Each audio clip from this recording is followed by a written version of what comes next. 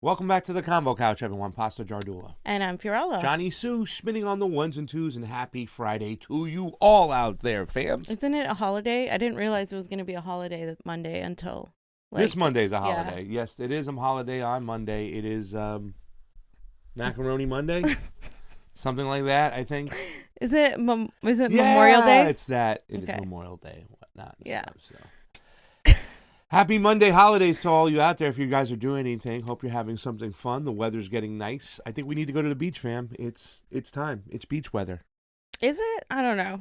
Starting to be there. It's starting to get there. Starting to get there. In here in LA, the beaches are very like the water's cold, Very cold. like it's hard to get in the water unless it's really.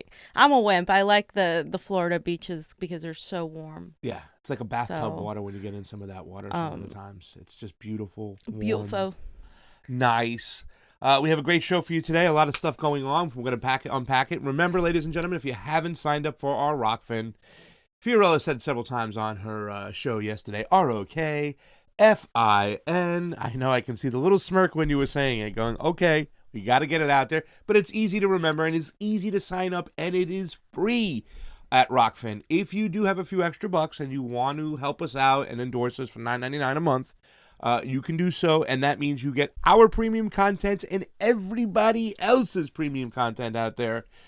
Jason Burmis, Last American Vagabond, Slow News Day, Whitney Webb, who else is on that, Graham Elwood, Ron Placone, Niko House, Jimmy Dore, all that content that they put up for premium. All you have to do is pay it once for one person, the Convo Couch, and you get everybody else's as well.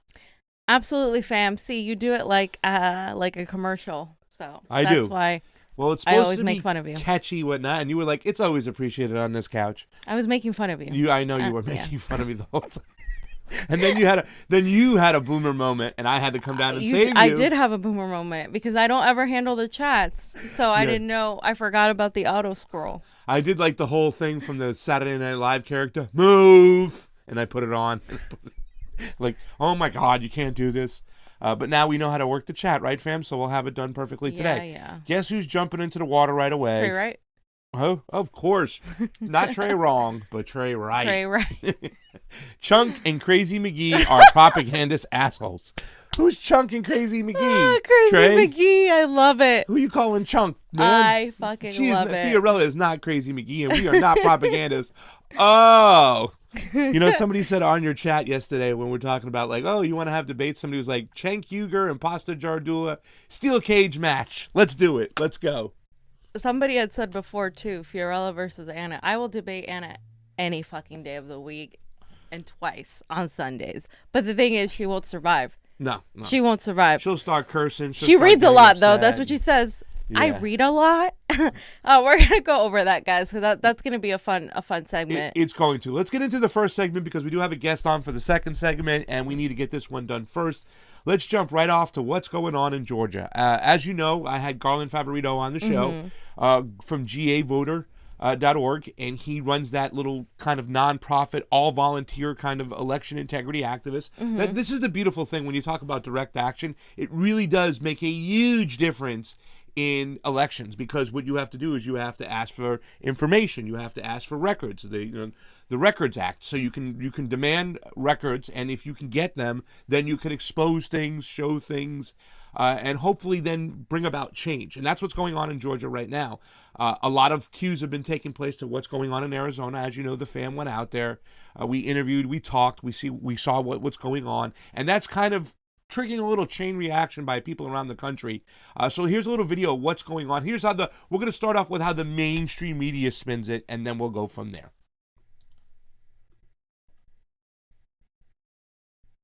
As to 145,000 absentee ballots from the November election. How exactly will that work, though, now that it's been 6 months since we voted? Channel 2 investigative reporter Justin Gray spoke exclusively to Georgia's Secretary of State about this, and Justin with us from the Fulton County's election warehouse. Yeah, Justin, this is where those absentee ballots continue to be stored under lock and key. And this is where that Henry County judge says he's coming right here to meet with Fulton County officials, also the plaintiffs in that lawsuit, to work out the logistics about how they're going to get access to those ballots.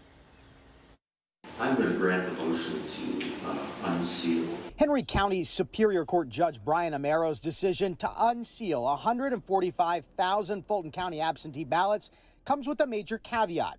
All the ballots must stay in the custody and control of Fulton County. The judge is allowing the plaintiffs in a lawsuit questioning the absentee ballots to get high-resolution scans, but not the ballots themselves. I think that it helps restore voter confidence. At the end of the day, that's a good thing. Georgia's Secretary of State Brad Raffensperger tells me he's repeatedly told critics to take their case to the courts. And that's what happened here. You stood up repeatedly and said you stand behind the results here in Georgia. Why should we need this extra audit then? Well, this is really looking at the ballots. They've made these claims, and so now they'll be able to look at it. And I think at the end of the day, they won't find anything to support their claims. The plaintiffs testified in court that they want to look for things like strange folds, irregular paper, or marks that indicate they weren't filled out by hand. Garland Favorito is one of 9 plaintiffs. We will know who actually won, and we'll know what to do in the future to prevent any type of fraud, if in fact it did occur. What's really concerning to me is, when does this end? Fulton County Commission Chairman Rob Pitts says we already know who won, and he says there has been no evidence whatsoever of any counterfeit ballots. We've already been through 3 counts, won by hand. I mean, it's outrageous. I mean, the big lie just goes on and on and on. And this is a civil case that in no way will affect the outcome of the election. And the judge made clear in his ruling about this that this doesn't indicate that there's any validity to these allegations of wrongdoing. He simply thinks this is a step in the process of a court case, allowing the plaintiffs to gather evidence. And again, they'll come here to the Fulton County Election Warehouse to work out the logistics of how all that is going to happen later this week. Reporting live in Atlanta, Justin Gray, Channel 2 Action. Fam, does it sound familiar? Yeah. When's this going to end? We already had 3.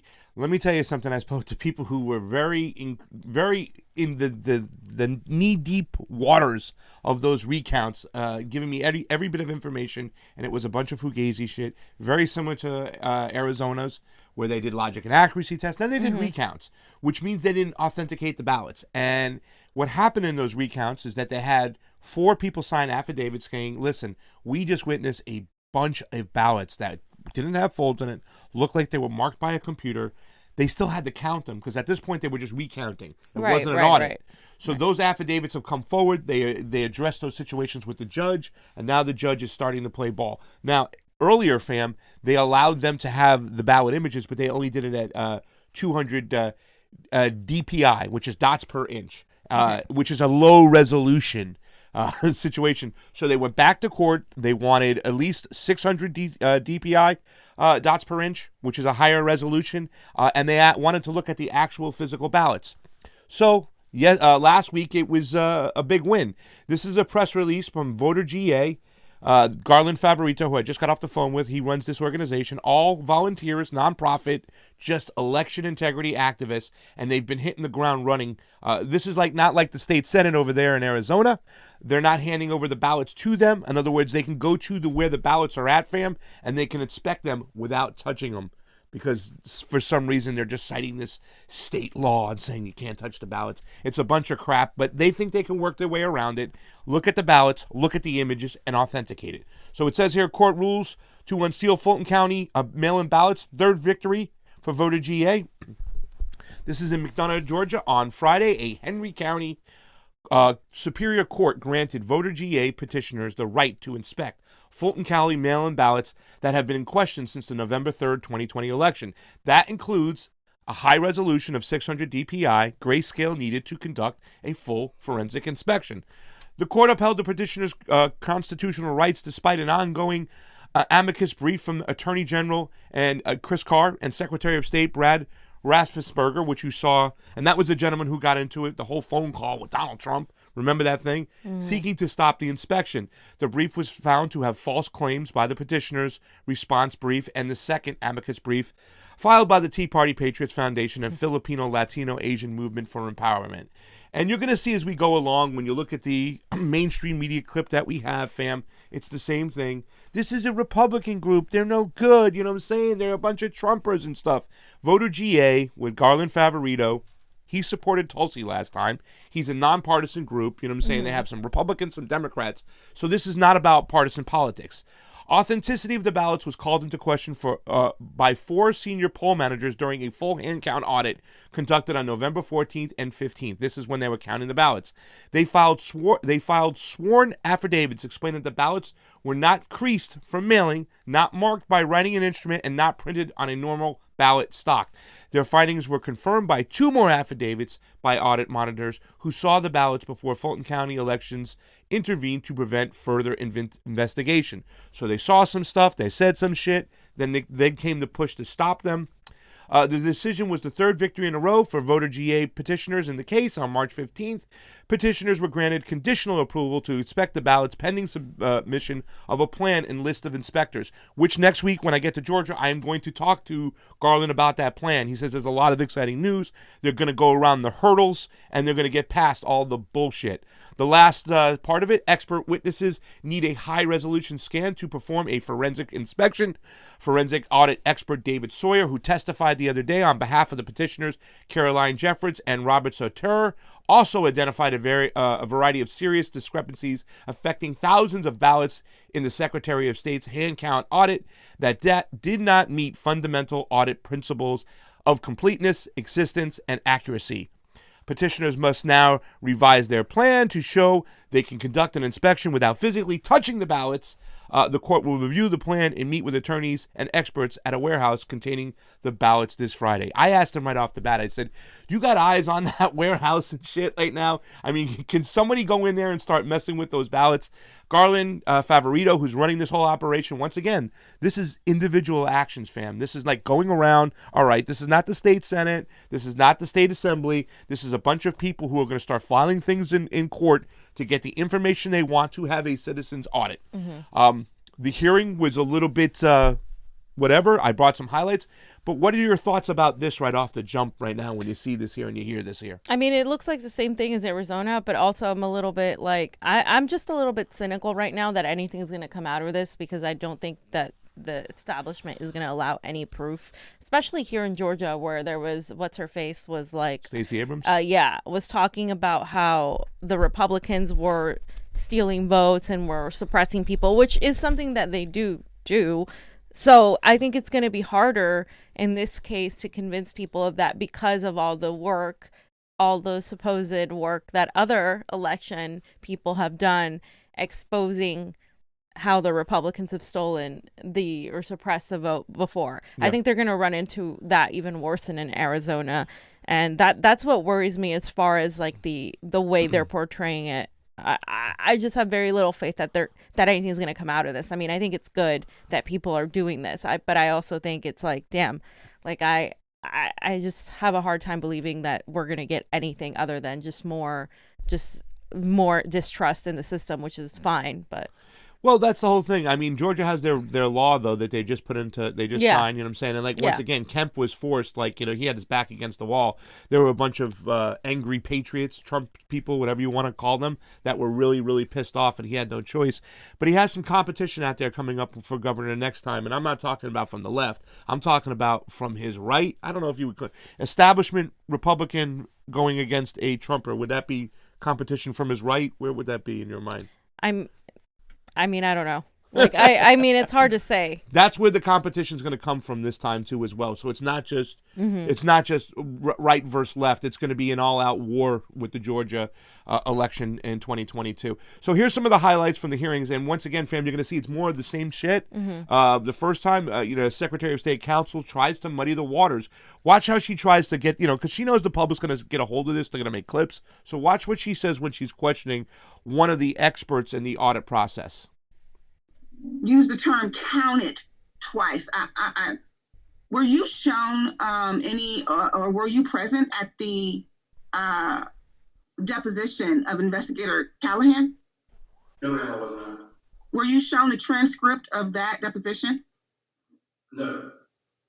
Okay. Are you aware of a difference between the machines scanning ballots as opposed to tabulating ballots?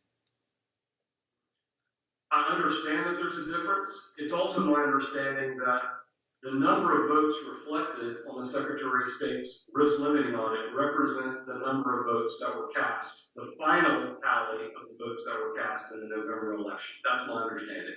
So when you say ballots were counted twice, are you saying they were scanned twice, or are you saying they were tabulated twice? They appear twice in the data provided by the Secretary of State's risk limiting audit and are included in the total count. Let's cut it short. It's not. Johnny, when it's scanned, is it counted? What does that mean? I mean, they're trying to conflate things, but when it's scanned, what does that mean?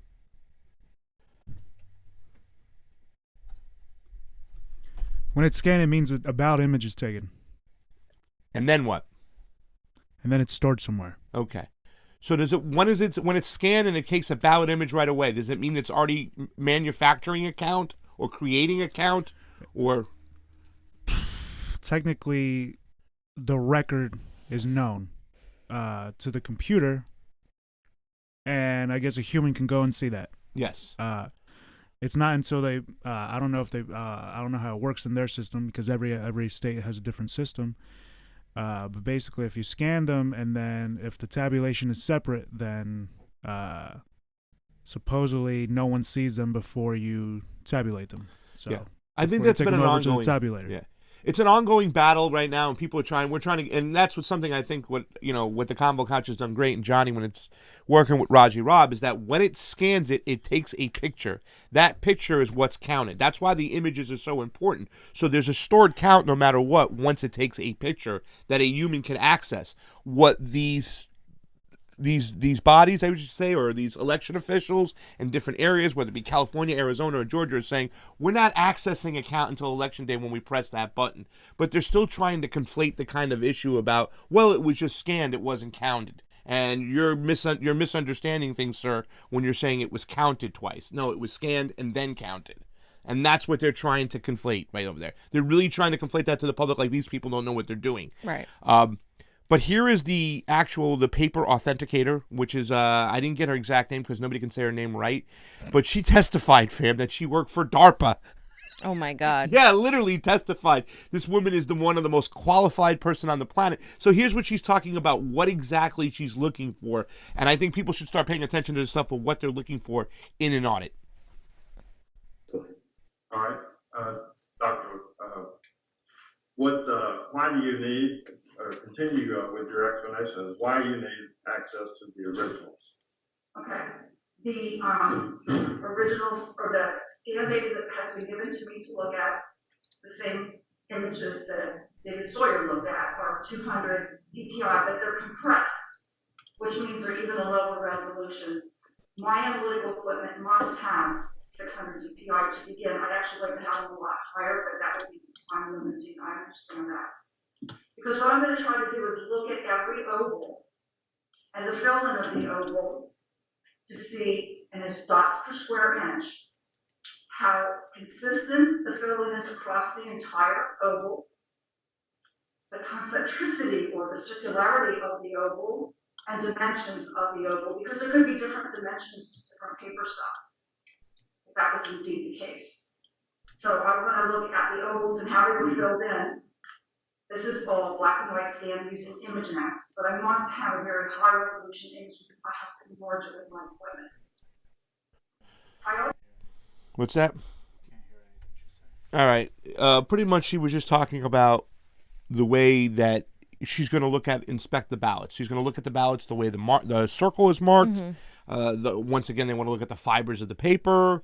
They want to look at all that stuff. But she needs better resolutions from the images they handed over. And it's just there's no wonder why they gave them 200 DPI instead of 600 DPI. They know that in 200 DPI, they couldn't find the things that they're looking for. The creases, all that other stuff. With 600, they can look at everything on that ballot. She says that's the bottom line it could be.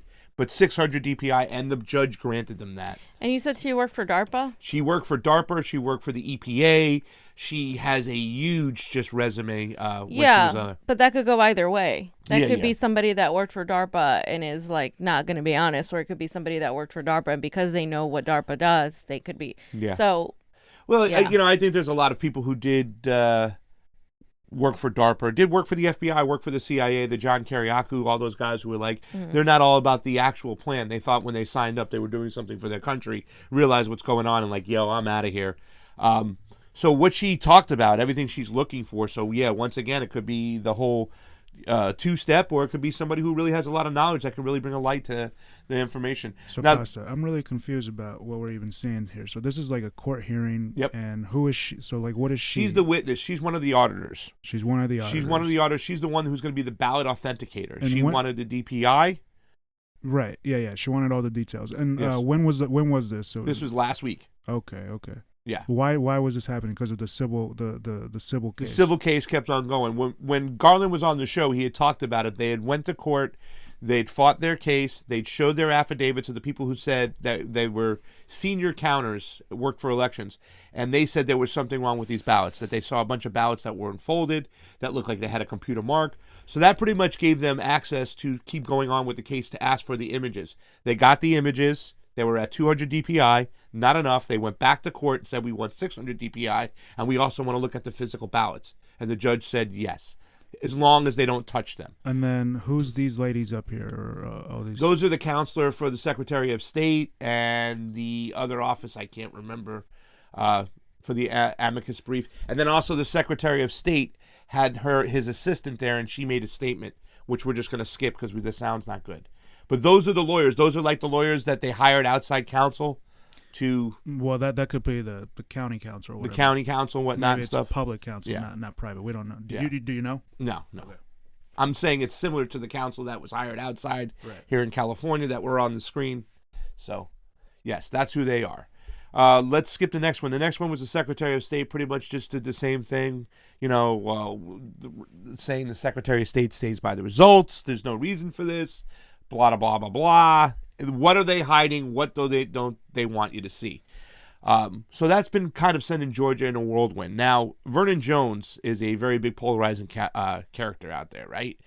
He's a Trump supporter. He's made some very controversial statements, but he's running for governor. Here's his first statement right here that I put up. He got into it with Keith Olbermann last week. So he got thrown out with Mike Lindell. He went to this governor's kind of meeting, and he was thrown out of the room, and then Keith Olbermann went at him. He was escorted out because it was a meeting of governors, and he's not a governor. Also, FYI, you're not a governor. However, when the National Republican Morons Convention opens, you and Pillow Boy are in. And Vernon Jones went back at him. Keith, with all due respect, of which not much is due, it's no surprise that a limousine liberal such as yourself would leap to the defense of someone like Brian Kemp. In fact, it's very, very telling. Wow. So that was that. Fam, you're going to get crazy at some of these statements, though. He gets really, really bad. Vernon Jones. Vernon Jones denounces critical race theory. It's racism, should not be taught.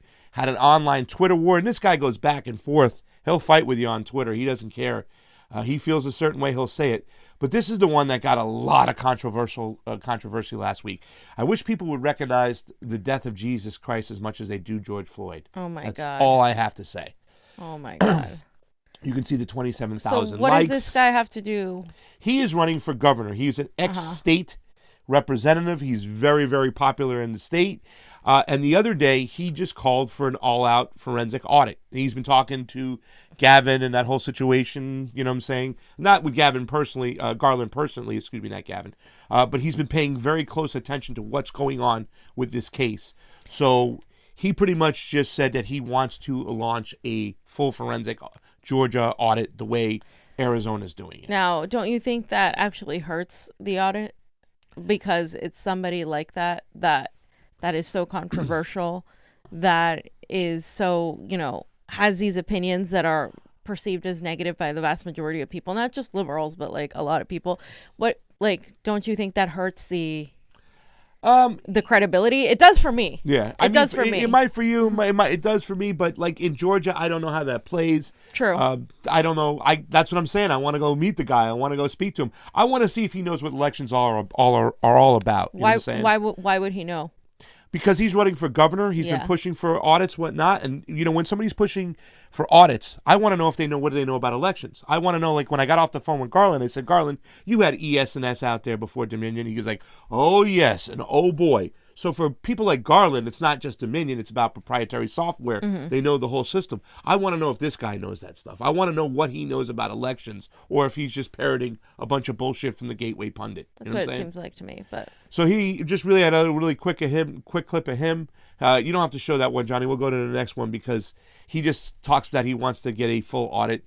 And you can see Arizona audit has started back up this morning and things are running smoothly with 28 tables working. They did lose a contractor. One of the contractors did not renew. He was only signed through the 14th. Tech companies running out of Arizona ballot recount backs out. They were done. We just got off the phone with John Brakey. The gentleman, this is the hand counting part. He was part of the hand counting team. So they didn't renew his contract. They had somebody in his place to take his place, and they're just going to run without it. You know what I'm saying?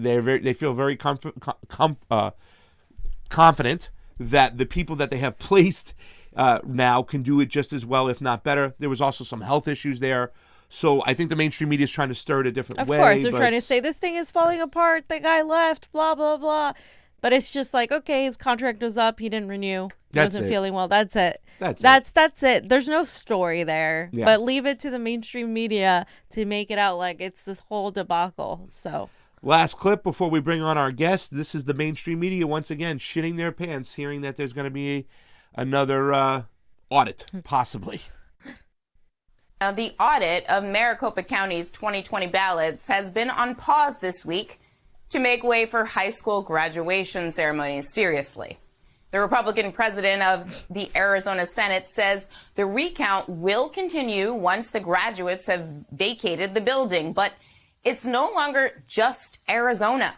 A judge in Fulton County, Georgia, just granted a motion allowing absentee ballots from 2020 to be unsealed and examined for fraud. A conservative group created and funded by former Georgia Senator Kelly Loeffler spoke out in support of the decision, quote, "We must inspect Fulton County's absentee ballots to reassure Georgians that their voices are heard and their votes are counted." Of course, as you recall, the votes in the 2020 presidential election were already recounted twice in Georgia statewide, and we know that there was no fraud.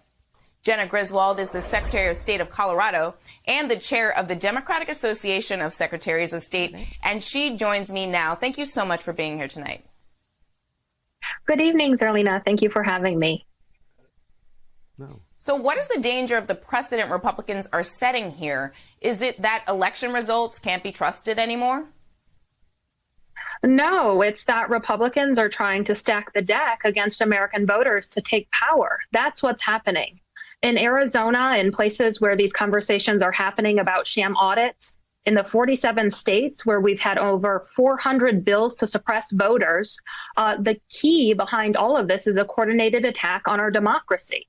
It's spreading lies to then be able to suppress voters for conservative Republicans to tilt election in their favor. This cannot be the new normal. It's un-American, it's undemocratic, and it's just wrong. One of your fellow secretaries of state, Katie Hobbs of Arizona, wrote this letter to the Maricopa County Board of Supervisors saying they should no longer use the voting machines turned over in the audit. Why is that a concern here, and what are the security risks associated with the machine being in the hands of the cyber ninjas?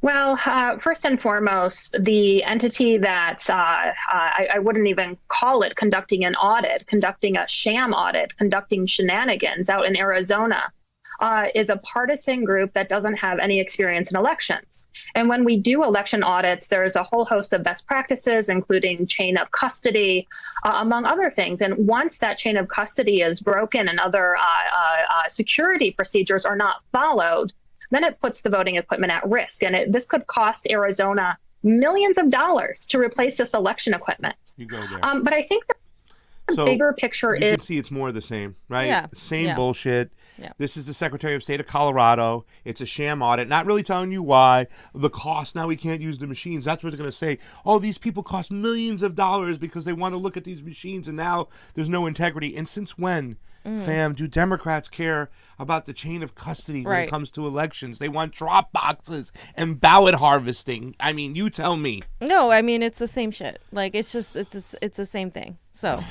it is terrible. Yeah. So that's that. We're going to get to Georgia. We're going to get to the bottom, and I'm going to go out there and see what's going on. I'm going to speak to a lot of people, speak to the two witnesses, the two new affidavits, and get their experiences of what they saw in those ballots to sign a sworn affidavit saying, yo, we can't do this. This is awful. 30 people on the Rokfin, 200 people on the YouTube.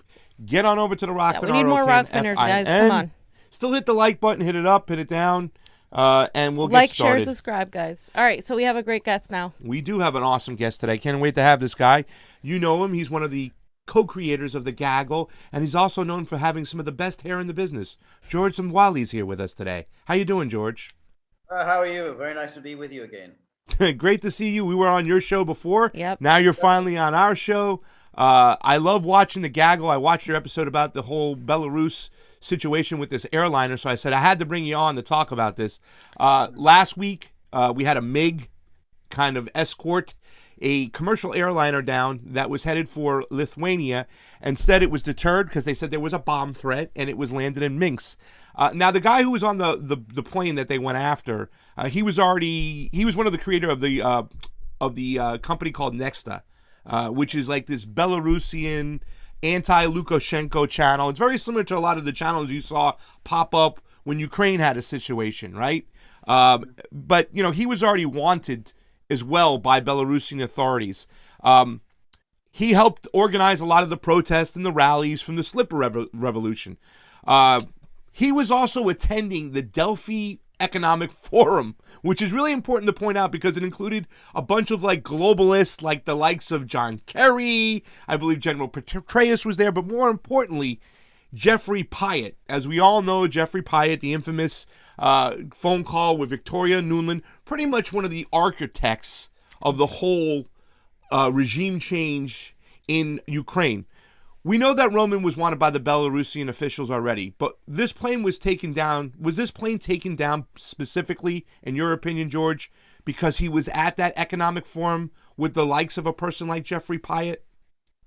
Well, we don't know at this stage. The Belarusian authorities deny this. The Belarusian authorities say, look, we received a threat, supposedly from Hamas, saying there's a bomb on board. You can hear me? Okay. Yeah. Okay. Yeah, they received a threat that supposedly that there's a bomb on board, and they conveyed this message to air traffic control at Minsk airport and asked that the pilot of the Ryanair flight land in Minsk.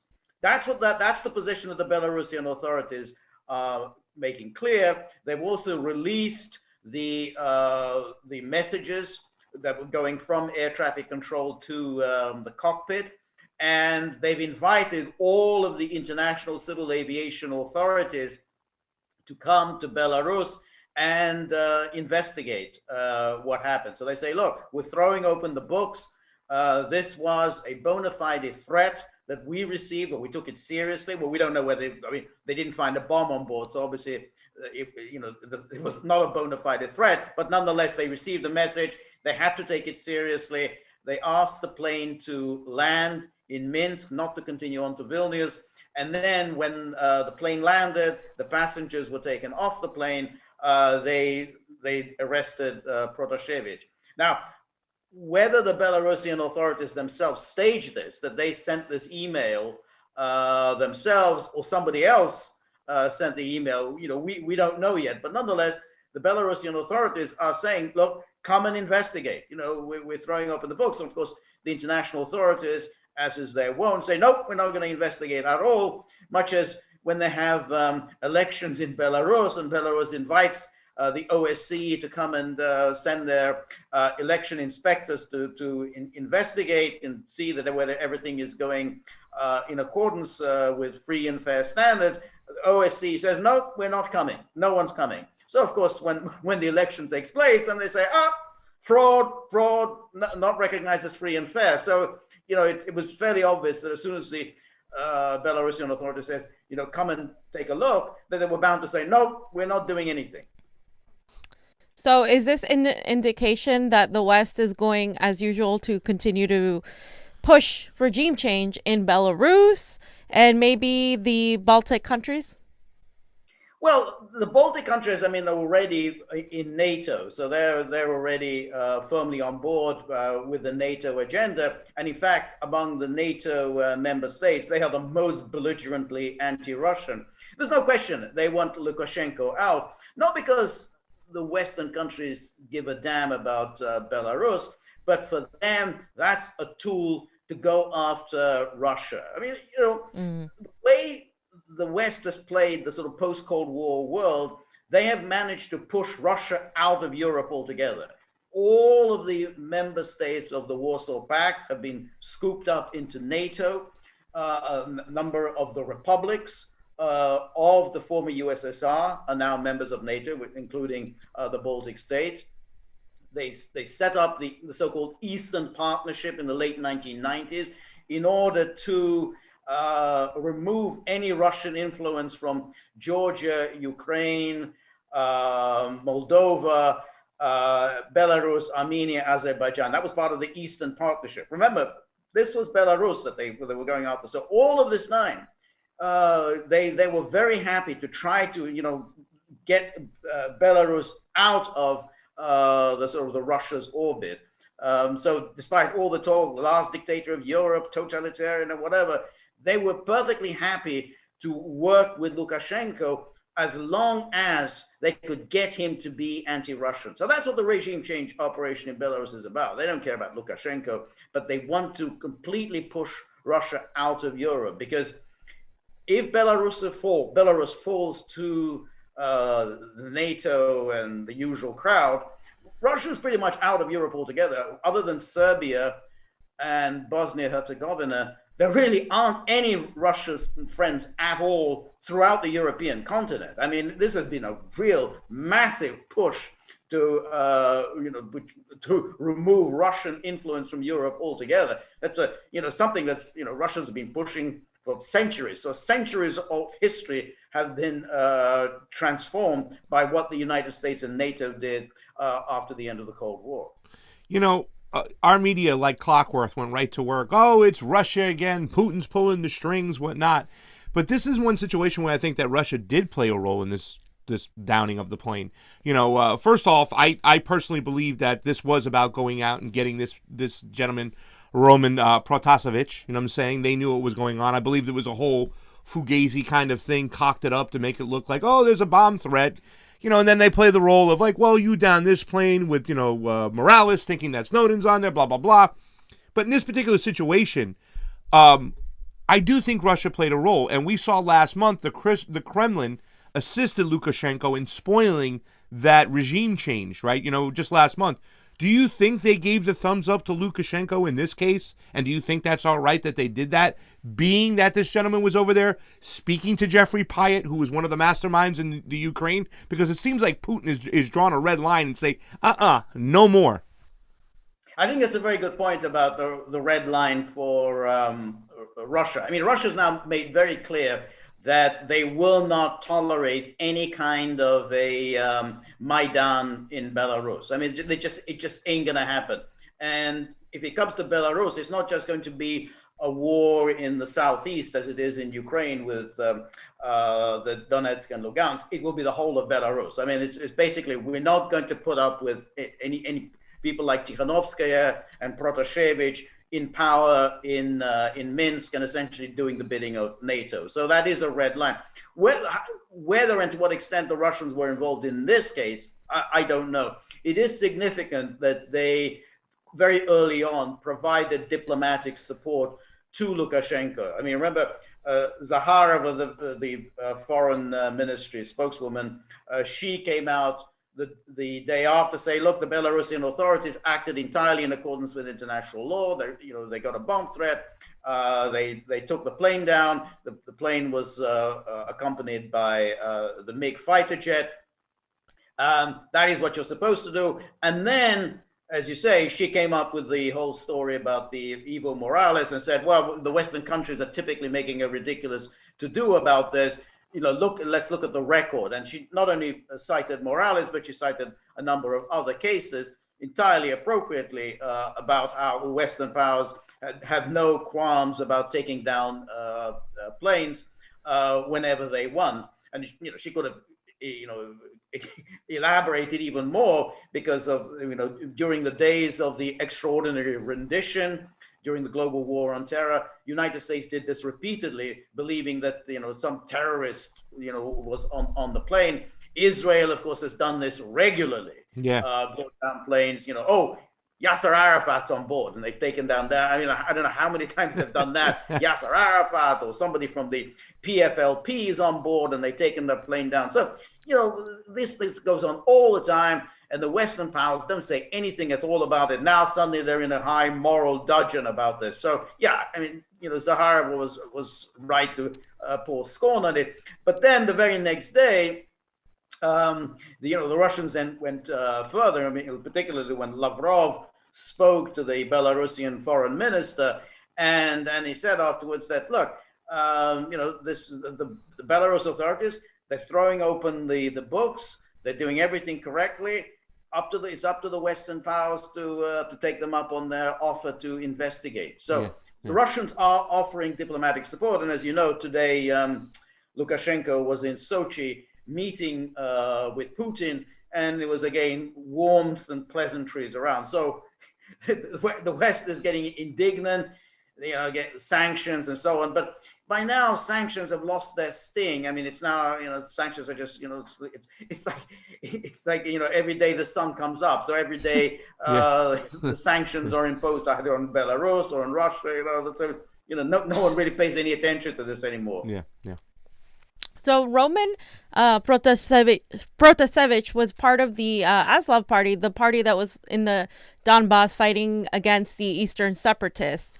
Why has it the contingent of the left that's always against genocide and against Nazis caught into the Biden administration's supporting neo-Nazis in Ukraine?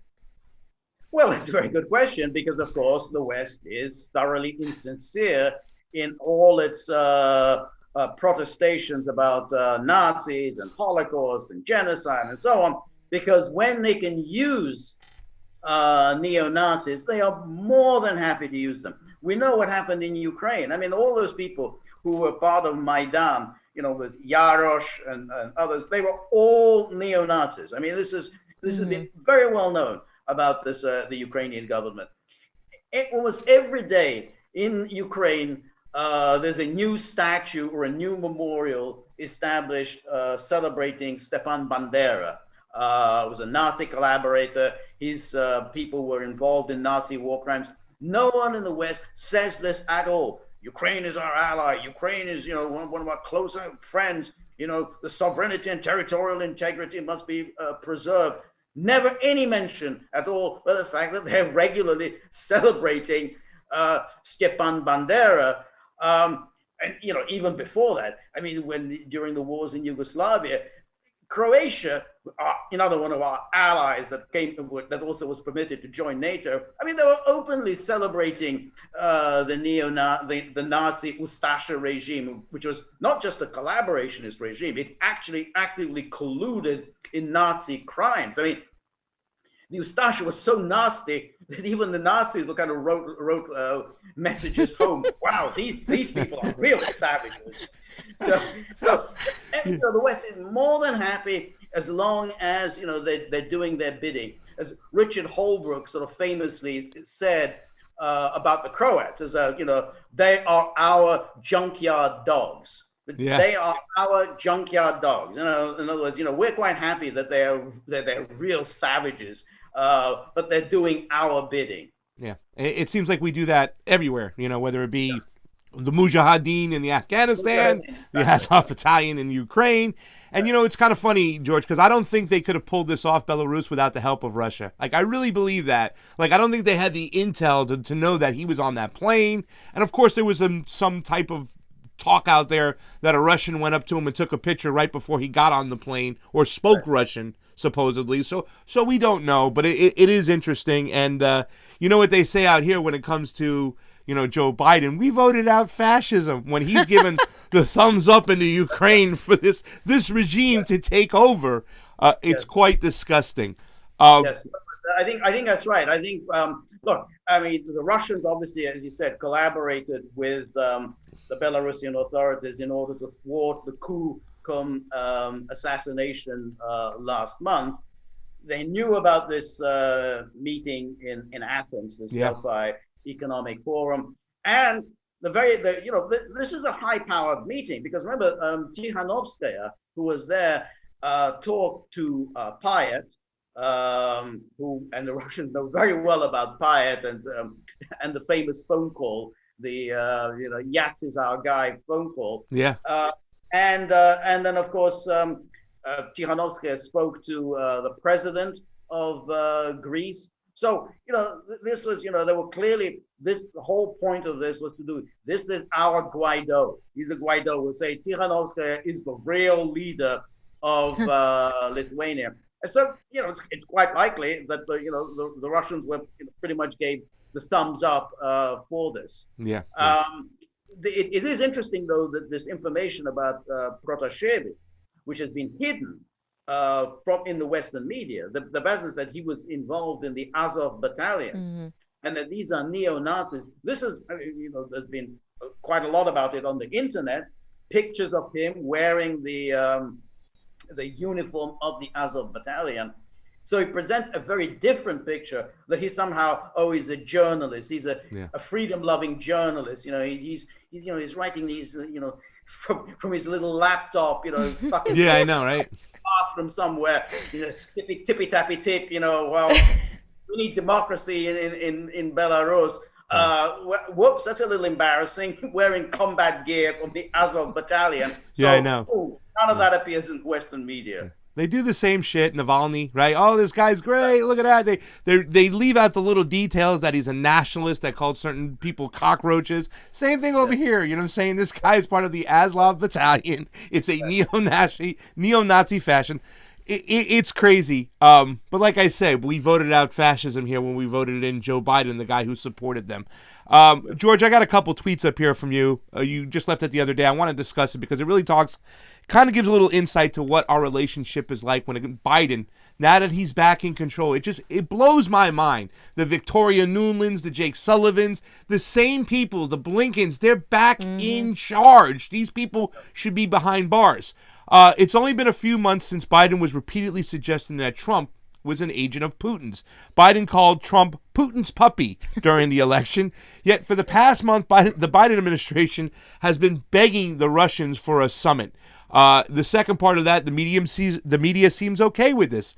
It seems calling an incumbent president a traitor, denouncing him for meeting Russia's leader, calling Russia's leader a killer, then rushing off to meet him is normal politics. Maybe so. Trump made a huge mistake getting spooked by Russiagate. Now, I have a couple questions. I mean, there's obviously a double standard when it comes to the Democrats. They're Russia, Russia, Russia, Russia, Russia, Russia. Yet we see all the ties that Hillary Clinton had to Russia, whatnot. Joe Biden with the mayor of Moscow. What do you mean when you say that Donald Trump got spooked? What other avenues could he have taken, and how will this affect him, the Russiagate narrative, if he decides to run again in 2024? Well, if you recall, I mean, one of his campaign themes in 2015, 2016 was the improvement in relations with Russia.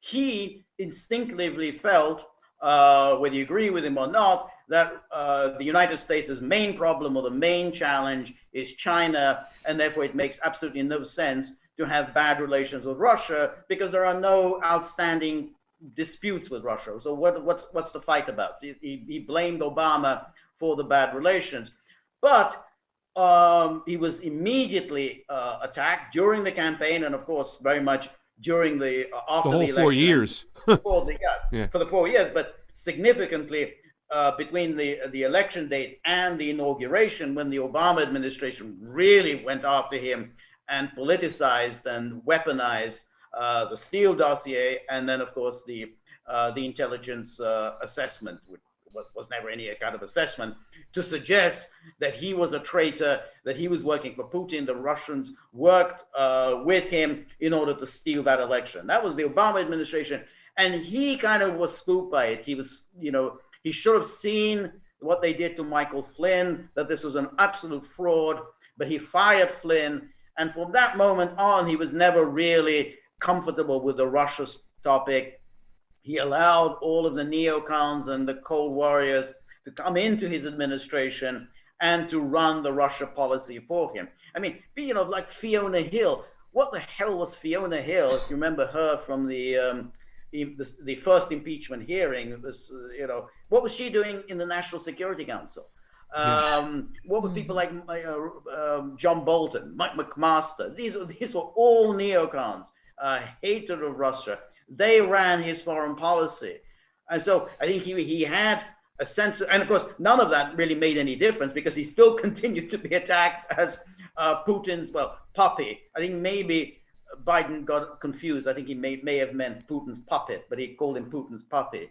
And the media were happy to go along with this. I mean, even, long after the Mueller probe came to nothing, they still went on with him. You remember the whole thing about the bounties, the Afghan bounty story.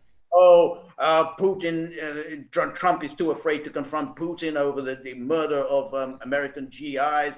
And this was a steady drumbeat that went on and on.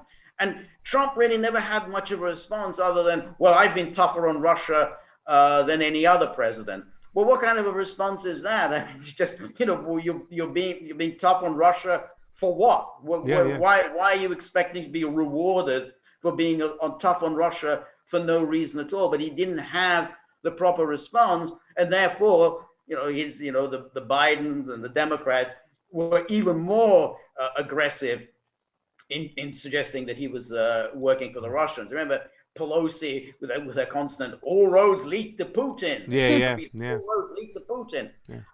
Now that Biden is doing all of this, can you imagine Trump could never have been able to get away with any of that? Because remember when Biden returned to the renewed the New START treaty, he basically gave up on all of the demands that the Trump administration had made. They made a number of demands, including the China be included in any further New START treaty, gave up on everything. And essentially Biden gave the Russians exactly what they wanted in their demands.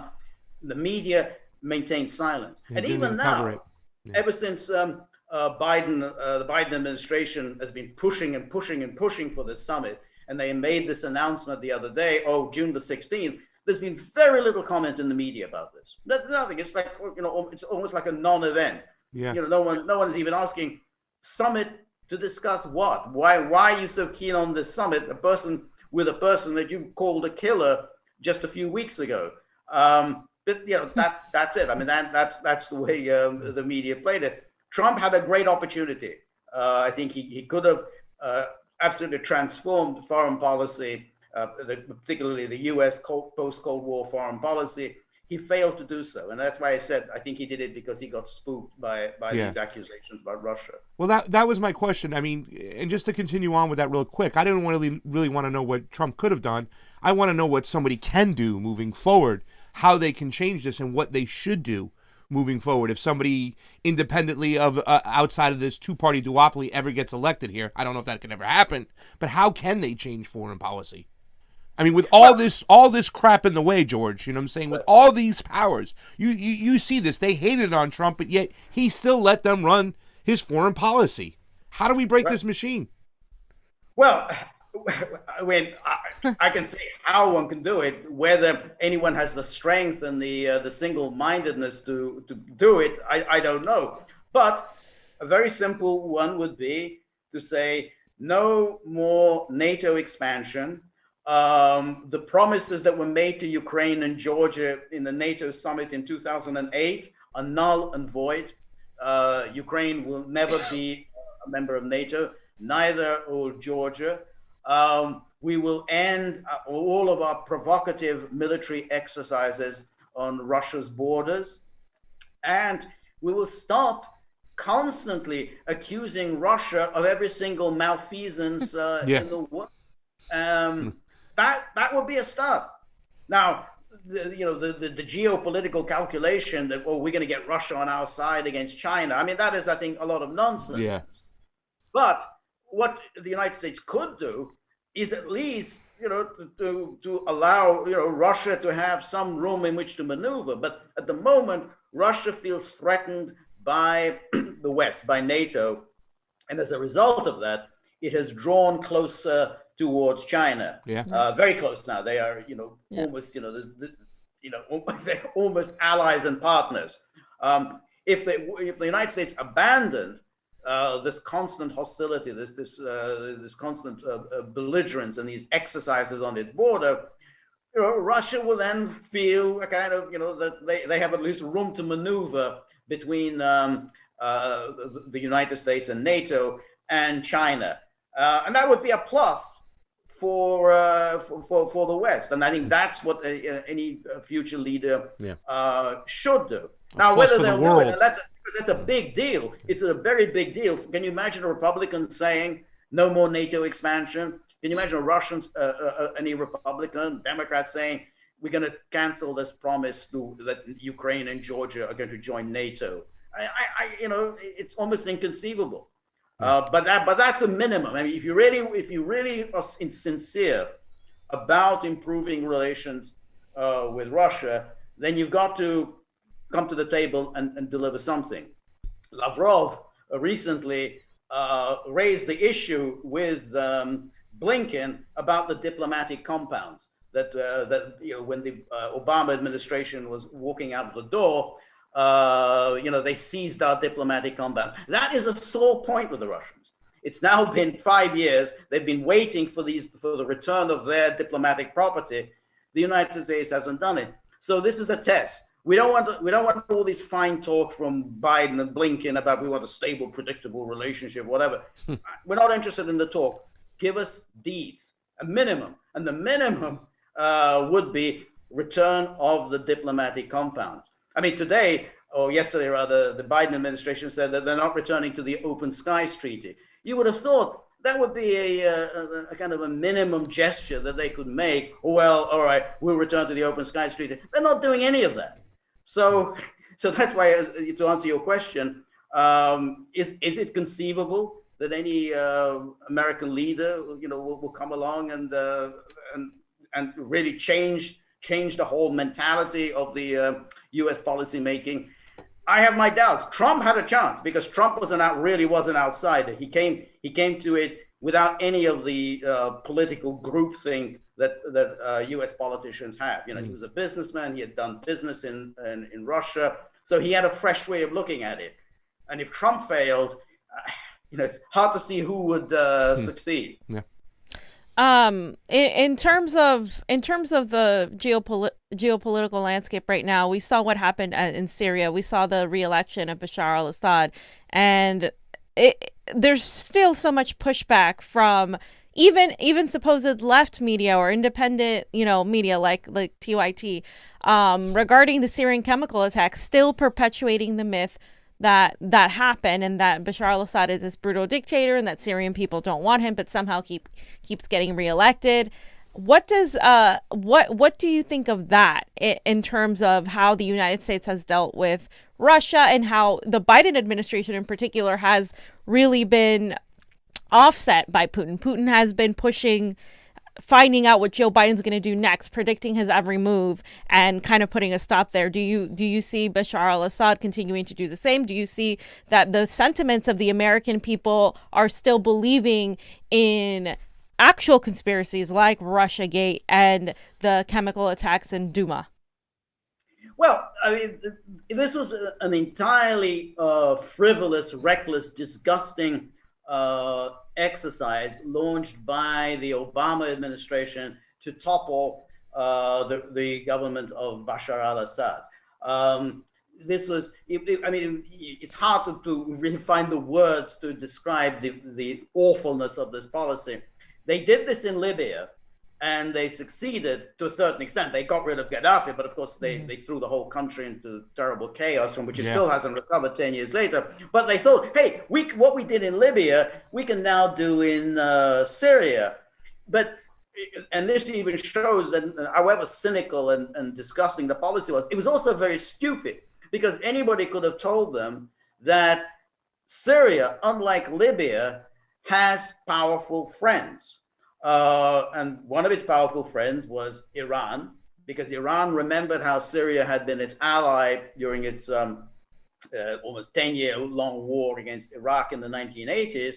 And more important, Russia, or the USSR, had a long-standing treaty of friendship with Syria.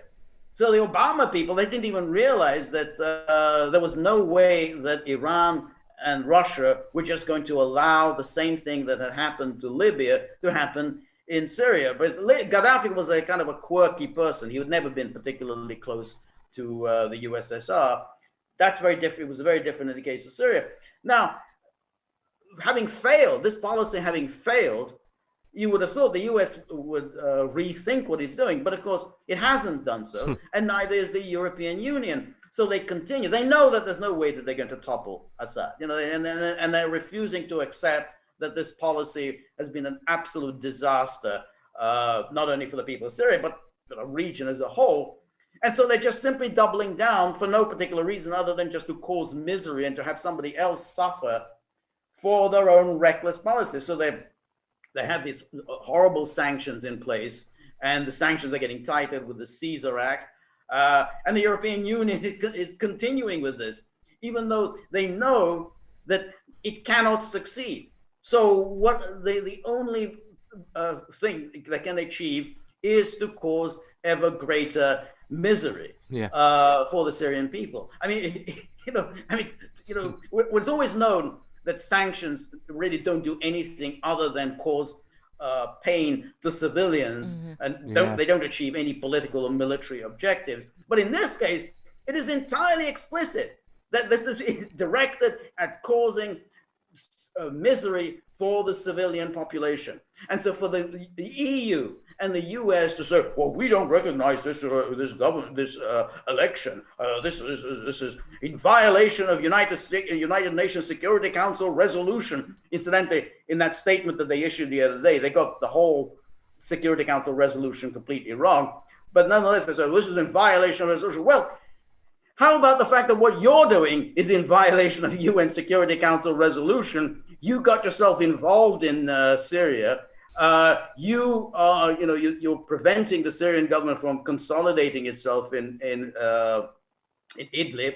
You allow part of the country to be occupied by Turkey. You allow another part of the country to be occupied by the United States. You allow essentially the United States to encourage the Kurds to steal Syria's oil as well as its agricultural reserves. And then you compound it by these sadistic sanctions, and then you have the nerve to come and condemn Syria for what? For holding elections. My God, it's terrible. I mean, yes, the elections are not ideal, but at least they're elections. That's more than the Palestinian Authority of Mahmoud Abbas has done. And Abbas, he's toasted among all the Western leaders. I mean, Blinken was there the other day, cavorting with Abbas, and didn't say, well, hey, you haven't had elections here since 2005. So as the joke has it, he's 15 years into his 4-year term, and he recently canceled elections. So that's okay. No problem there. But Assad holding elections, I've never heard of such anything so horrible. Well, George, we're trying to bring democracy to Syria. Exactly. That's what we're trying to do. We're trying to spread that democracy around. That's it. It's all about the democracy. Yeah, it's ridiculous. And then you've probably heard us talk about elections over here. Our elections are a joke. The fact that we keep calling out other countries are elections, that's crazy. Yeah. So my last question for me is that, we obviously see Putin's putting the red lines in the sand. I think this time out, Putin's a little bit different. He's not being so reserved like the way he was in the Ukraine. In other words, we saw the situation with the Black Sea, get the hell out of here. We see the situation, let's down this plane, let's grab this guy, meeting with Pyatt. What does this mean with all these characters back in play now? You know what I'm saying? The Sullivans, the Pyatts, the Victoria Nulands. What does this mean for U.S.-Russia relationships going forward? Well, I think that it means that the United States had really better watch its step, because, you know, if you remember going back to April, and things seemed to be getting very tense in Ukraine, because it looked like Zelensky was going to launch an offensive in the southeast. Again, And the United States seemed to be all on board with it. The European Union was all on board with it. Russia reacted with great determination. They launched these exercises on Ukraine's border, and they made clear that they are not going to take any crap. In other words, if Ukraine does launch this this offensive, and Lavrov said this explicitly, he said if it does launch an offensive, it will be the end of Ukraine. I mean, those are strong words. You know, somebody like from Lavrov, he's a diplomat, an old school diplomat. He doesn't use words frivolously. So when he says it will be the end of Ukraine, he meant we will intervene militarily. And that's really the message that the Russians are delivering to the West. They're speaking with open contempt, particularly of the European Union. I mean, they just regard them as a joke. I mean, they openly say, well, there's a joke. We don't even deal with them anymore. They say, that we don't trust their word, and we don't have anything to talk about. So this is a very different Russia. And I think I'm sure a lot of it has to do with the fact that they are now so firmly embedded in all sorts of ways with China, economically, diplomatically, politically, militarily, that they feel very comfortable. This is the days of the 1990s, even the 2000s, when they were seeking friendship of the West, they're gone. And they're really making it clear, this is from Putin, from Lavrov, we aren't taking any crap.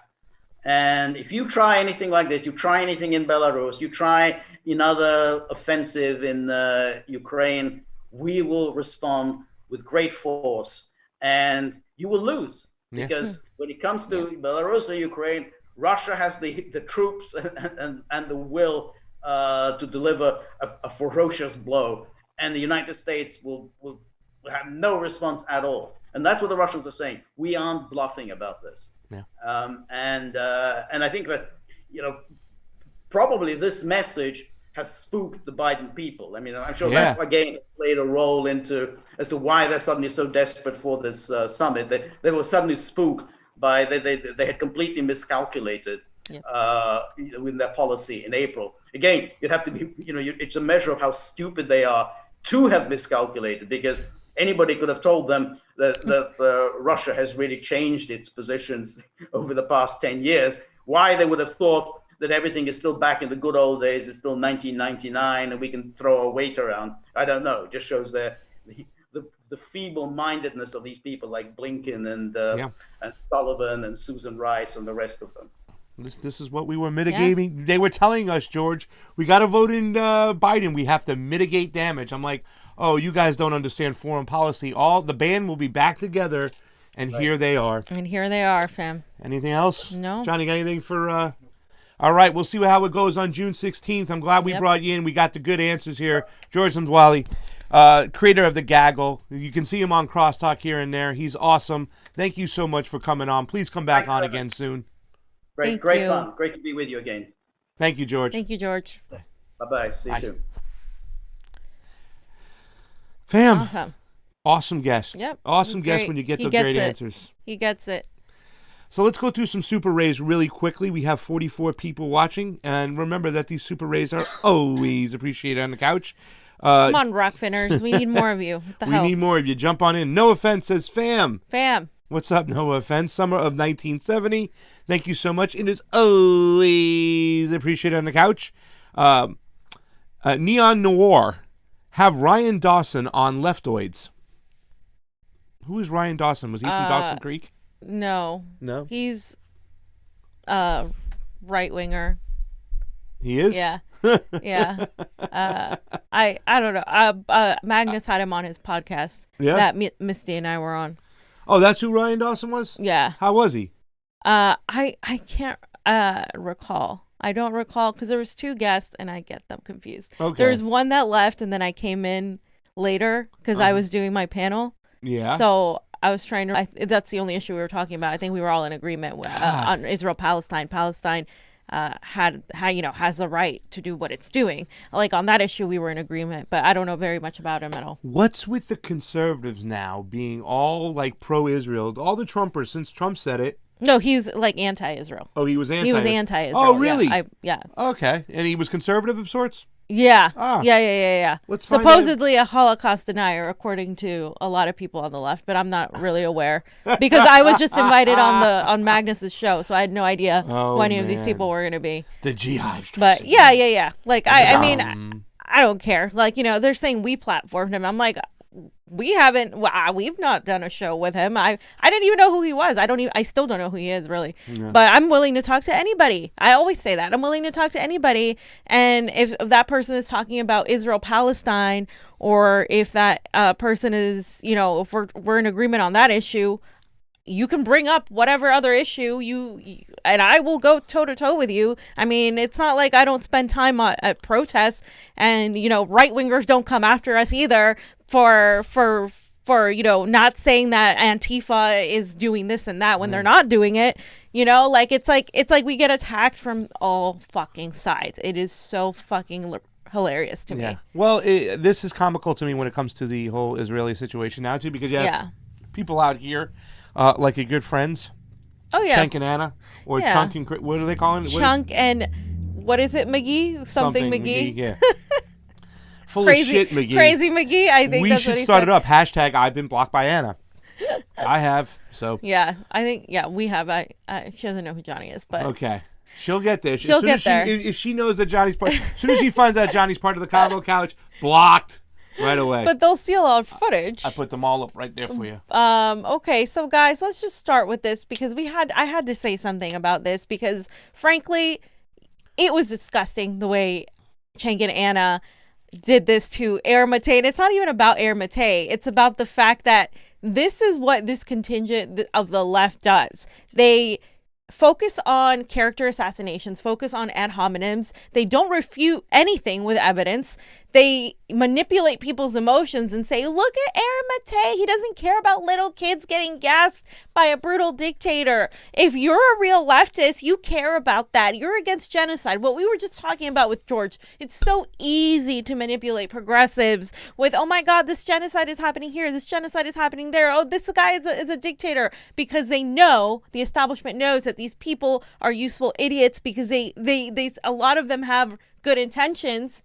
And they're like, oh, we're going to care about these people, but they don't do their fucking research. And they think they're revolutionaries, but they're regurgitating CIA talking points. Because at this point, it is a conspiracy. It is not a matter of opinion. It is not a matter of, oh, maybe, you know, Anna thinks this way based on this. And Aaron thinks, no. Literally, the OPCW, journalists on the ground, witnesses, so many people have proven, people from the region, that the Syrian chemical attacks in 2014 were completely fabricated. It was all an act, and she is still, to this day, regurgitating these talking points using Bashar al-Assad as a brutal dictator. Now, not only is that irresponsible as a journalist, but it is also blatant, just false. Like conspiracy theory. And of course, you know, they come after us saying, oh, you can't put this video, this is conspiracy, or you're spreading misinformation. Notice she'll be using those specific Rachel Maddow establishment words to discredit the work of somebody who's on the ground. Now, Aaron Matei's on the ground now, but Eva Bartlett and Vanessa Beeley were there as this was happening, especially Vanessa Beeley. She got hundreds of witnesses. I mean, at this point, she talked to so many people. I've read all of her work of that time. She's been smeared by so many people, the BBC included. And let's not forget that Anna Kasparian, of course, has she had a love fest for Madeleine Albright when she interviewed her. And she's talking about brutal dictators. Are you kidding me? Do you know who Madeleine Albright is, Anna? Yeah. So let's go ahead and I'll read the tweet and we'll watch this, but go ahead and say. No, I just want to say pay close attention to what Chunk says. I mean, Cheng says. You know what I'm saying? He even throws out. I mean, it was like a triple whammy over here. Yeah. Not only do you have Anna saying all this bullshit, which not just these chemical attacks were debunked, but the 2 before them were debunked. All 3 of them were debunked. They've been doing this for how long? To manufacture consent, to stay in there and propagate the civil war, to fund jihadists over there. They use these things, and it just makes no sense that when somebody's winning a war, that he would gas and attack his own people. That would actually bring in the community, the international community, when they're already retreating. It makes no sense. And like I said, they've been debunked before. Even the first ones, all 3 have been debunked. People are still saying, "Oh no, it depends on which one you're referring to." No, all of them have been fucking debunked. Okay, and by the way, you should be caring about why those children were used, why these civilians were used as faces representing an event that didn't occur. This is what we do time in and time out. The people that were abused by actual radical jihadists that we called moderate rebels. Yeah. That's actually what happened. But no, we're not going to focus on that. We're going to say that it's Assad, because we wanted to push regime change. Now, Aaron Matei said in this insane and libelous clip, and he's right, it's absolutely libelous, Cenk Uygur and Anna Kasparian say that I am, quote, paid by the Russians, Cenk, seems to be working for dictators, Anna, and deny chemical attacks on Syrian children, Anna. I don't care about their disdain for me, but I do care about being smeared. Exactly. The only state I've worked for is Qatar, as an Al Jazeera producer. I've never worked or have been paid by Russia or the Russians or any other state. By the way, when it comes to paid shilling for disgusting people who killed children, Anna Kasparian doesn't need to look far. Okay, so let's go ahead and watch this video because I know a lot of you have seen it, but we're going to give our breakdown. Man. Bonus episode. They said Aaron Mate yelled at me. And so Aaron Mate lied. Aaron Mate. everyone cares what Aaron Mate has to say, right? Okay. The guy who denies that Syrian children were killed with chemical attacks. Yeah. And fuck gets Aaron paid Mate. by the, yeah, fuck you. Anyway, let's move on. Let's end the freaking pod. I can't. Okay, see, that's what happens. I can't stand that guy, and I can't stand the very intentional disinformation they put out there in regard to disgusting dictators around the world. The very people they seem to be working for, to be quite honest with you. Let's move on. All right, we're done. Disgusting. Absolutely disgusting. Fam, do I get my check from do I get my check from Putin and from Assad or something like that? Do you see? Oh, he's paid by the Russians. So bad. These are attacks we get too. Oh, they're paid by this or that. We get, they're paid by the right. They're paid by the Russians. They're paid by, and Assad. And she says they're paid by dictators. So there you go. She's, doubling down on what Cenk said. Also, where is this coming from? Because Cenk started saying, hey, by the way, Aaron yelled at me. Okay, so you guys remember the tweet? I think we went over it. The tweet where Cenk made, I don't know if we did or not, where he was equating Israel-Palestine happening as a result, the genocide of Palestinians as a result of which God? Which God these two groups are fighting for, right? He was regurgitating a talking point that we've all been taught as kids. Yes. Oh, hey, they're just fighting over, these savages are just fighting over religion. It's all about religion. So Cenk Uygur, he literally went on and he said the same thing. He started saying they're fighting about gods. Now then later on he subtweeted because he was getting so much backlash. He subtweeted and said, of course that there are issues, geopolitical, blah, blah, blah. But the damage was done. He had made the stupid excuse. And Aaron Mate said something like, wow, this is like the dumbest tweet or the worst tweet ever or something. Yeah. So that's why Cenk is saying Aaron Mate yelled at me because everybody yelled at him. Yeah. Everybody His was own like, nephew this is ridiculous. Said some shit, Even Hassan Piker, when you go uncle, like, he gave him the uncle thing, like, yeah, what the hell are you doing and stuff, Yeah, dude. Yeah. So, like... But Steve's tweet was the best, fam, right? He said that Bill Maher was so desperate for cash in 2007, he sold his shtick. Cenk Uygur was so desperate for attention in 2021 that he bought it. And really, to tell you the truth, it's just manufacturing this old thing that we are always taught. When we say, well, why are we there? Maybe we're causing the problems of them fighting. No, they've been fighting about religion for thousands of years. It's all about them. We have to go in there and do it, otherwise they'll kill each other. It manufactures consent for, well, like they're fighting over religion. We need to interfere, or these, all this bullshit. And at the end of the day, we know history. 1948, the Nakba, Israel came in there, settlers pushed them out. Palestinians and Jewish people were living in harmony. Then England comes in and says, hey, you got to go. And then that's literally what happened. There's no denying that happened. That's history. That is in the books. Now, when Cenk does this, it just manufactures consent to say, oh, well, they're just dumb and like they're just fighting over religion. It makes them look like lesser of people, right? Like they're dumb and we know better. Like, we know better. That's what this whole, we got to go do this. But we know it's about control. We know it's about a military base that Israel is for us. We know it's about resources. We know it's about power. We know it's all about these things. So as for journalists to minimize that into something so trivial is really irresponsible. And so that's what Aaron Matei was responding to. That's what caused Cenk and Anna to have this outburst. And it's just funny because he put this interview with Madeleine Albright, and like we've seen it many times before. We played it here on the show, how she just is so excited. An honor to be with you. Such an honor. We have heard that 500,000 children have died. I mean, that's more children than died in Hiroshima. And is the price worth it? I think this is a very hard choice, but we think the price is worth it. And instead, it was just a softball interview for which Kasparian, it appeared to have been a paid gig for a NATO conference. Welcome to your MSC. I am delighted to be here and to have a conversation with the former U.S. Secretary of State under Bill Clinton, Madeleine Albright. And Madeleine Albright was actually the first female Secretary of State in the U.S. And it is a pleasure to have you here. It's an honor to have a conversation with you. Well, I'm delighted to be interviewed by you. Thank you very much. Of course. 2 peas in a pod. Fam, you want to set a challenge? Anna, right here, let's go. You want to debate Fiorella anytime, you can pick the moderator. 2 peas in a pod, right? And then here's the thing, I'm not against you interviewing warmongers. I'm against you coddling them, like saying it. Oh, the first female warmonger we've had, like, and this is what we have to get out of all of this too.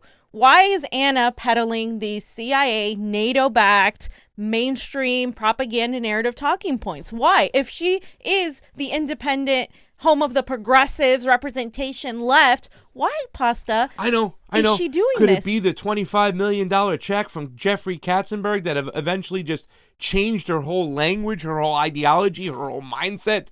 I mean, could it be that? Because I was just going to say that Jeffrey Katzenberg got the best return on his money because these people in TYT, I just went after Idarola, whatever his name is, they've turned into such cucks of the deep state. It's so disgusting. They literally regurgitate, the CIA talking points and even the language. She was the first female Secretary of State. Does that really matter when she sits there and says it's okay for sanctions to go on Iraq? She's okay. Killing 500,000 children. But that's okay? Children. 500,000 children. Yeah. I mean, and it was a very softball interview. I think that was from Max Blumenthal and Ben Norton. I think that was their Moderate Rebel show. But it was a very softball interview. I saw it. And if you're going to interview a warmonger, you have to push back. And just the other thing I was going to say, again, it's like we should be questioning why anyone saying otherwise at this point, right, about the Syrian chemical attacks is why they're spreading this propaganda against those doing actual journalism. Because Aaron Matei, no matter how you feel about him, whether you agree with his politics or not, whether you like him or not, that's irrelevant. Because Aaron Matei is on the ground doing work in Syria, doing what a real journalist would do. When has Anna Kasparian actually been on the ground? I've never seen her here. We live in the same city. I've never fucking seen her. We're neighbors and we never see her. Yeah. And so this is what Aaron Matei was doing. He is, if you go to the Aaron Matei tweet, the Palestinian refugee camp Yarmouk was destroyed in the brutal battle between Syria's government and foreign-backed militias that occupied it, including ISIS. U.S. sanctions on Syria prevents reconstruction. Again, we're still sanctioning Syria. No matter your views on the war, why block its survivors from rebuilding? And so then let's just play the video. This is a refugee camp for Palestinians founded to house those who were displaced from Palestine starting in 1948, and it's considered the heart of the Palestinian diaspora. Now, a large part of it is in ruins, like the ruins you see behind me. And that is because during the dirty war in Syria, this camp was occupied by various foreign militias, including ISIS, which led to a brutal siege and a brutal battle with the Syrian government and its allied militias. And now, this once bustling refugee camp, it has been emptied of so many residents, people who were already displaced from their homes in Palestine once, displaced once again. Now, in terms of who took whose side in this camp, I'm told that there are some residents who did take the side of the foreign militias. Others stood with the Syrian government. A lot of people I'm also told just were neutral and didn't want to be involved at all in the Syrian dirty war. But they weren't given the chance because their homes were occupied by militias and they were forced to live under their rule, including ISIS. And this led to the battle that has destroyed this camp now. And what I want to say about this destruction and about this war, no matter how you think this war began, no matter whose fault you think it is, I have my own views. I think this was an illegal, dirty war imposed on Syria by the outside. But regardless, even if you disagree with me, it's over now. And these homes are now destroyed. And the people who live here cannot come back because U.S. sanctions explicitly target Syria's reconstruction, make it impossible for this country to rebuild. It can't import the right material. And these sanctions are not hurting the Syrian government. There are no big Syrian government officials or leaders who don't have their homes right now or whose homes were destroyed. And if they were, I'm sure they found somewhere else to live. But millions of people can't come back because they cannot rebuild their own homes. And so what I would love to ask the people who support these sanctions and who drafted them, especially in government, is why is it that Syrians and Palestinians who were displaced from their homes in a U.S.-backed dirty war don't have the right to come back and rebuild what the U.S. and its allies helped destroy? Exactly, and he's right. George It was a U.S. backed dirty war. It was. It absolutely was. Terribly. So I guess that really struck a chord with Anna Kasparian and Cenk Uygur because it destroys their NATO-backed narrative. These people are backed by NATO. Now, NATO is, we can call NATO like I would say it's the alliance, but it's really controlled by the CIA, by state agencies.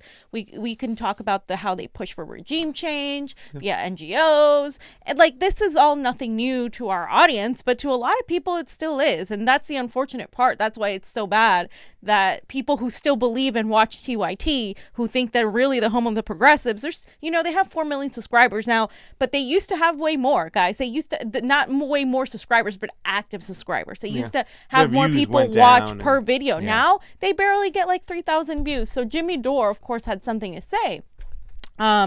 He said, yes, it's insane, but smearing award-winning journalists is what Cenk Uygur and Anna Kasparian do. First, they smear Julian Assange and WikiLeaks.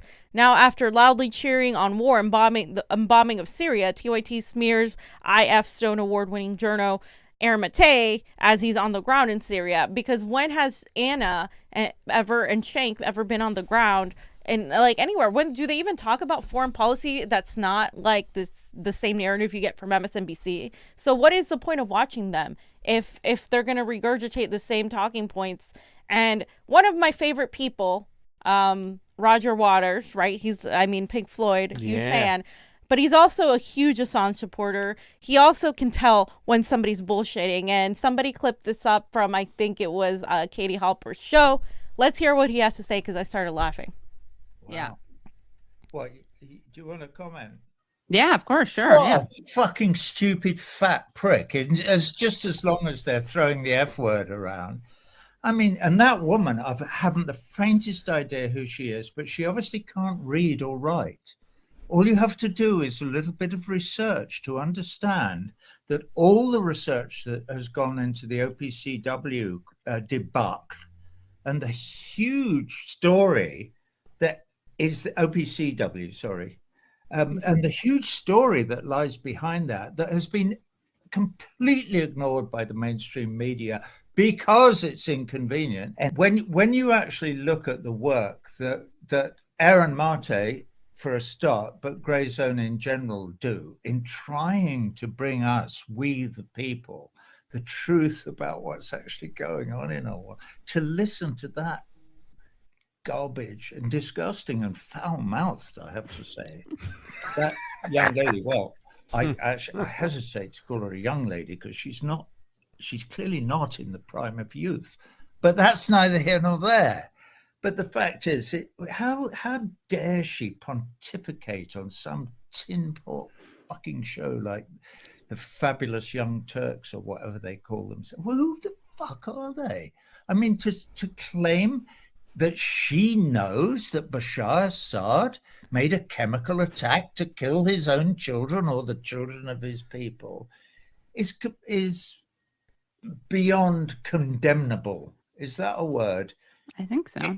Yes. I shouldn't really be expending any breath on it because it's so pitiful and pathetic.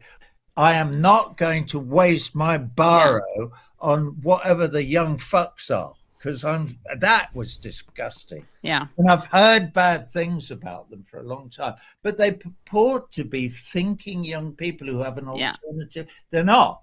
They are the status quo bolstering what the great American empire believes, and obviously they're great supporters of regime change in Syria. He was very kind. He was very nice. Very well spoken. You put the an young accent. fat fucks they are. I should write a song about them and what they eat. What a fucking stupid fat prick. It's just as long I'm sorry, I had to hear that again. That was fucking. I freaking love it. He's right, okay, because they're regurgitating the same talking points. So again, what is the point of watching them now? So Anna Kasparian, I couldn't even see this because she's blocked me, right? But my friend showed me, and Katie Halper said something, and so then she went back and said, hey, he's reporting glowingly. She doubled down about Assad in Syria right now. He has admitted himself to receiving financial awards from pro-Assad groups and working with Russian-backed media to leak personal info on anti-Assad activists. I might curse a lot, but I also read a lot. Try it. So again, she doubled down, right? And Max Blumenthal tweeted her and said, hey, her neo-McCarthyite lies aside, I see no evidence that Anna Kasparian reads a lot.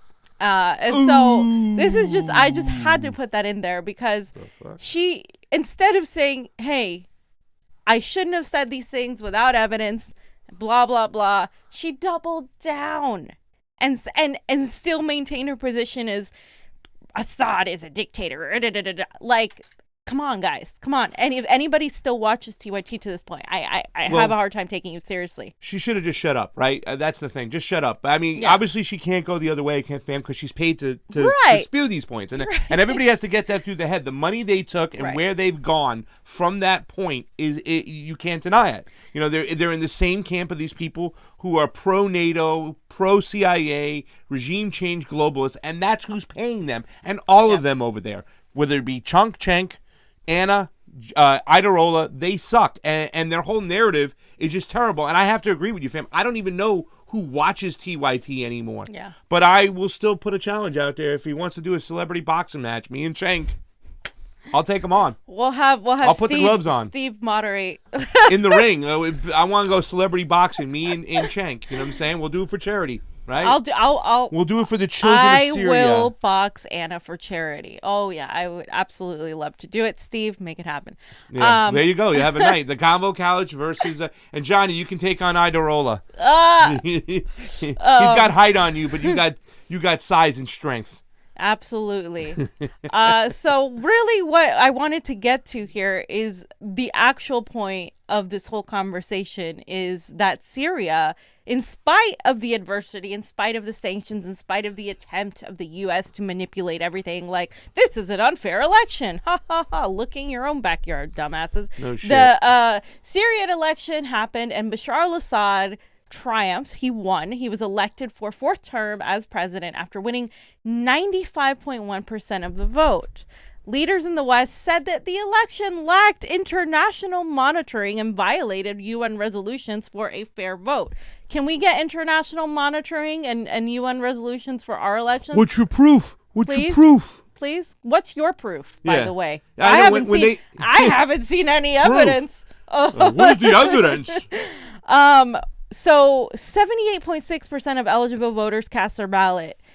Okay. And so this whole article just goes on to talk about the 10-year conflict and how he has been questioned and all of that. But I just wanted you guys to see those numbers.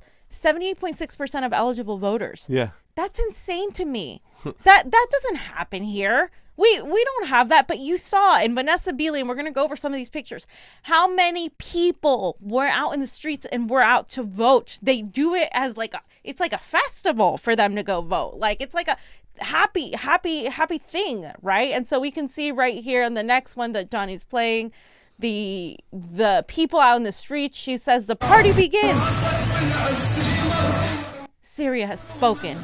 The West is humiliated. Multi-billion-dollar war. #fail. Economic terrorism. #fail. Media terrorism. #fail. F you, imperialist cabal. You lost. Syria is the red line. And here's where she's coming from. Vanessa has been in the region. He has seen the harm that these groups funded by the West. Have done to innocent people. She has seen what the sanctions have done to innocent people. And all Syrians wanted to do was regain control and authority over their country. Yep. And that is a victory for them, that the West was pushed aside in spite of every attempt to push a coup. And that's why Syrians are celebrating. And we have zero right to say anything against Syria, right? And this is it. This is the presidential election. Crowds were gathering. People didn't sleep. They were just outside celebrating their actual democracy at play, which the United States calls a fake election. But that's, Yeah. Where's their proof, fam? And, we've done so many shows on this. We've had Mark Sloboda talk about this years ago. We've been following Syria. We know what's going on. It's Western intervention. It's about Israel right now, wanting a gas line, wanting a different regime in there that they can control. Enough is enough. How do people still regurgitate these old school talking points that Anna and Chunk just repeated and stuff like that? Okay, it's our intervention.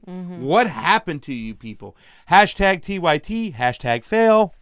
Look, it's Assad. The people chose Assad. Overwhelmingly so, whether you think those results aren't fair. And let me tell you, I have zero reason to believe those results aren't real.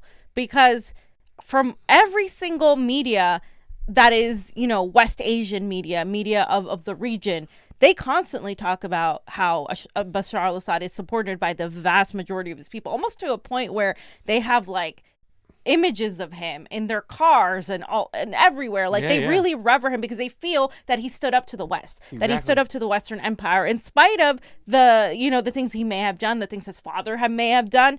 They feel like he stood up to the boot of the U.S. Empire, and that is going to push a certain kind of admiration for this man. So I have zero reason to believe that the elections were not fair at all. We saw what Germany was trying to do by closing the embassies. We saw what the West was trying to do by putting distrust in the election, but they couldn't do it. They couldn't do it, no matter how hard they try, and that's why it's still get bombed by Israel on a regular basis too. By the way, still. Yeah. And Lukashenko has somewhat I wouldn't say the same support as Assad does, because Assad has overwhelming support, but Lukashenko has a big support in his group too as well. Because once again, you see these people, these leaders, stand up to the West and say, "Hey, we're not going to do what you're told." So therefore, they gather a lot of support from people who like that, because people aren't dumb. They've been living in these countries for a long time. They know who drops the missiles and the bombs, and they understand what's going on. So when a person like Assad stands up against them, you know what I'm saying? Not to say that Assad's family doesn't have a background right.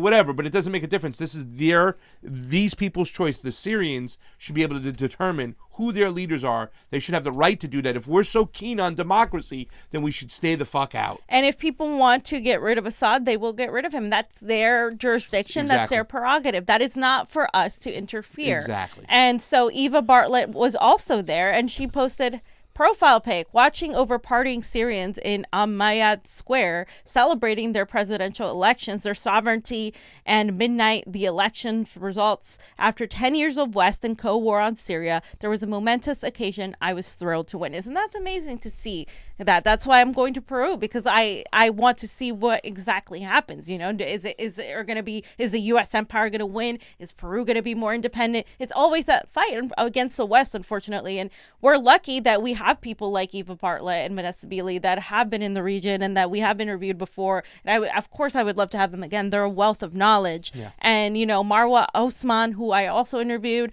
they were excited, but also they were, talking about how the U.S. was trying to paint this narrative. And they did tell me, Marwa also said, though, but they're not, the Syrians are going to do what the Syrians are going to do. And they did. And they showed up and they didn't allow themselves to be deterred. Victory for Syria. I'm getting called an Assadist and the whole like saying, I don't want you touching elections in Peru because you support a brutal dictator. And you're saying, somebody on Twitter, I support people having jurisdiction over who their leaders are. We don't have jurisdiction over who our leaders are here in America. So I'm glad that a country that we consider a third world country that we sanction has more jurisdiction over picking their leader than we do, because we don't have that here. No matter how many times you guys want to pretend and do the whole fucking show of, oh, let's elect more progressives, la la la la. It doesn't fucking, it's not real. We don't have fair elections. I know that here. We know that here. So I'm happy to see people have fair elections in other countries. I hope the United States eventually gets there. Yeah, no shit. Ditto, that's all I got to say on that. Johnny, you got anything else? All right, so let's get through these super rays. Wow, it's crazy. Bashar al-Assad will be the president again of Syria. That is done. He is going off to Peru to see what's going to happen over there. It's so important. So important when it comes to natural resources, ladies and gentlemen. It's about the fourth industrial revolution coming on and the fight for these minerals. Yep. Copper, lithium, it's all throughout these countries. Peru has a piece of the action, Bolivia, whatnot. So the West has been going in there trying to put in their own dictators to make sure they can control all that, so the corporations will coup who we want to coup. People like Elon Musk will get the rights to it, instead of like a country nationalizing their own resources for the benefit of their own people, so they can get medical help, so they can get schooling, so they can get housing. We don't want that. We want them ourselves. We want to keep those people in poverty. And we also want to say, look, socialist leftist governments don't work. You can see it right here. And we make those people look like the dictators according to our Western media. And it's just disgusting. Yeah. So I'm very curious to see what goes on in Peru right now. It's huge. And hopefully they can fight back that narrative. So fam will be going to Peru, help her out. It's up there. I'm going to be going to Georgia. You can always help us out. Please, ladies and gentlemen, we're going to follow elections all the time. Yep. That's what we do. That's what the Convo Couch does. So Neon Noir left that last one. He said, have Ryan Dawson on, leftoids. I think he was talking about us as leftoids, but whatever. I hate to stereotype, but I guess some blondes are dumb, says Trey Wright. Trey, don't be talking about Anna like that. Hashtag Trey Wright's been blocked by Anna. Trey Wright also says Roger Waters is amazing. Yes, he is. Joni Bug, great show. Joni, great love. Thank you so much. You, Joni. Shadow Band Refugee is in the house. Hey. I know I'm not part of the MCSC broadcasting fam, but I'm fam. Does this mean I can box Benjamin Corporate Dixon in his in his mouth? Punch him in his mouth? Absolutely, but he won't take you on. He's too afraid. You got too much energy, Shadow Band. He'll avoid the fight. The Gone Girl. Where you been, Gone Girl? Love the show tonight. We love you, Gone Girl. Eric Ball. Thank you so much for the Super Ray contribution. It is always appreciated on the couch. And same thing with No Offense. It is always no offense. Why you do that to me? On the couch. Come on, no you offense should know better. It. Guys, 54 thumbs up, 1 thumbs down. There's been 1 troll in there. Over on the YouTubes. By the way, it's just funny. Chank and Anna, they're just another brick in the wall. They really are. They Roger really Waters? are. They really They're freaking just are. another brick in the wall. They are in the West Coast, in the Western media, not the West Coast. I media. have never seen them on the ground. We've been out everywhere, guys. Not even like one of their little surrogates they could send. Not once. Where's all that money going? Where's all that money going? How do we get on the ground? Like somebody was, Johnny. I forget where we were at the George Floyd remembrance, and somebody was like, "Convo Couch, always on the ground. Great to see you." I freaking love that. We cover shit on the ground, and then Aaron's in Syria, and Grey Zone does too. They cover the global South on the ground. I have respect for people who cover, regardless of how I feel about them. If you go on the ground, I'm like, okay, good job. At least you're covering something on the ground, right? But I have never seen And someone shits in their backyard. When they were talking shit about Tulsi, they could have gone and confronted her about anything at any time because she's open to the press. She has a gaggle with all of her things. She was in L.A. all the time. Even the whatchamacallit, the Bernie Sanders rally that we did the trivia question on, we saw one TYT shirt. It's probably about 10,000 people. Yeah. We saw one TYT shirt, but we didn't see TYT. Same thing with the whole Palestinian They march. said Emma during the whatever. We did during see some Emma of in them. New Hampshire. But I mean, Anna, I have never seen. She's too good for that. And all Chunk has to do is put on pants and walk out his freaking house. It's in his back goddamn yard, all this shit. Yeah. They're never there. They're not doing Where's anything. the coverage of Echo Park? Like, the Echo Park. Why didn't you, like, talk about what was happening to the homeless people? I mean, this is the kind of shit, like, I'm not trying to pat myself on the back here. I'm just trying to tell you, that's not journalism. Yeah. That's not journalism, You guys. got to go out there and do the work. So, ladies and gentlemen, thank you so much for following us. Thank you so much for the 60 people on Rokfin. We appreciate all the love, all our Patreons out there. And, you know, we never know how long until the Patreon people kind of neuter us. So, please, anything you can do to help out, we're always here. The Rokfin love today was great. So, if you haven't signed up for Rokfin, please do so. We got some stuff going on. We'll see you next week for Pasta Jardula. Fiorella. Jonny Sue on the 1s and 2s. Convo out. Bye, guys. Happy weekend. Have a great weekend.